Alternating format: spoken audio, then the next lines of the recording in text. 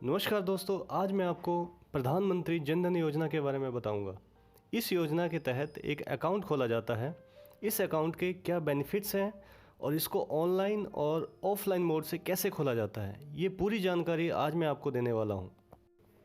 Corona virus की वजह से पूरे विश्व में लोगों को बहुत ही परेशानी का सामना करना पड़ रहा है, खासकर गरीब लोगों को। तो लोगों की परेशानी को कम करने के लिए भारत सरकार ने प्रधानमंत्री गरीब कल्याण योजना की शुरुआत की है। इस योजना के बहुत से मल्टीपल बेनिफिट्स हैं।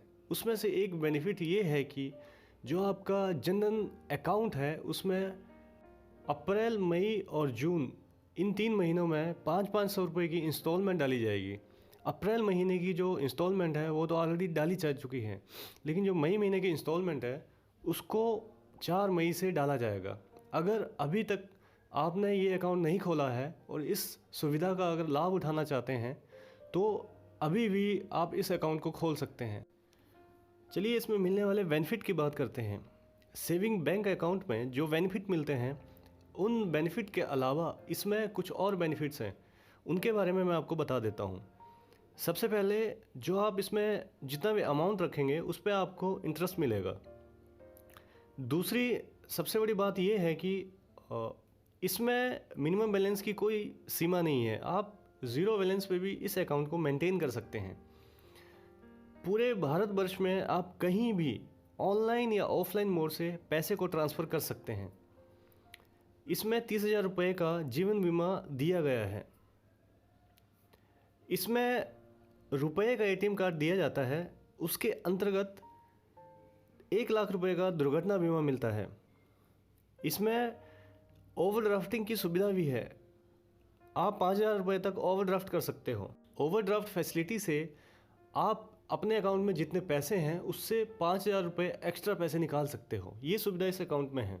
इसके अलावा जितनी भी सरकारी योजनाएं जैसे कि वृद्धा पेंशन, बेरोजगारी भत्ता, गैस सब्सिडी, मनरेगा वर्करों को मिलने वाली जो वेजेस हैं, किसानों को मिलने वाला जो पैसा है वो सीधा इन अकाउंटों में आ जाता है।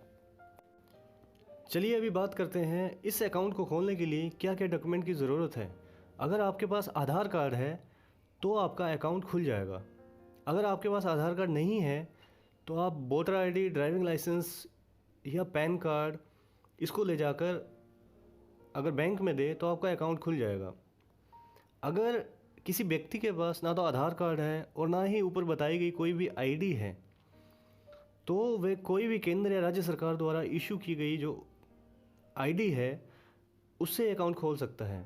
इसके साथ में किसी भी गज़टेड अफसर के द्वारा एक अटेस्टेड किया हुआ लेटर, आपकी 2 पासपोर्ट साइज़ की फ़ोटो भी चाहिए।